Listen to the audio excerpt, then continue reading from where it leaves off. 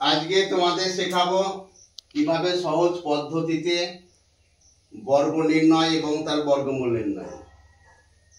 আমরা 11 বর্গ নির্ণয় করি, 11 স্কয়ার মানে 121। এইটাকে আমরা যদি উল্টো করে লিখি 1, এটা 2, এটা 1, 11 উল্টো কি হয়? 11ই হয়। হলো। এবার এইটা দেখো 12 স্কয়ার মানে 144। তাহলে এটা ঘুরিয়ে লিখলে 4, 4, 1।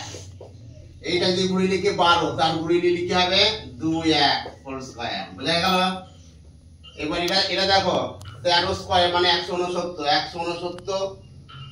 তাহলে এটা ঘুরিয়ে লিখে হবে 9, 6, 1, 9, 6, 1।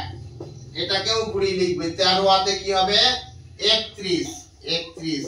তাহলে 31 এর স্কয়ার হচ্ছে 961, আবার 13 স্কয়ার হচ্ছে 169। বোঝা গেল? এইবার দেখো 102 এর স্কয়ার, 102 কে 10404। এটাকে যদি আমি ঘুরিয়ে লিখি 4, 0, 4, 0, 1। এটাকেও যদি আমি ঘুরিয়ে লিখি তাহলে 102 এর ঘুরিয়ে লিখলে কি হয়? 201। 201 এর স্কয়ার হচ্ছে এইটা, আবার 102 এর স্কয়ার হচ্ছে এইটা। এইটাকে যদি আমি ঘুরিয়ে লিখি 10, 6, 0, 9, তাহলে 9, 0, 6, 0, 1। এইটাকে যদি আমি উল্টো করে লিখি 103 নাকি কত হবে? 301, 301 হোল স্কয়ার। আবার এটা দেখো, এটাকে যদি আমি ঘুরিয়ে লিখি কি হবে? 4, 4, 5, 2, 1।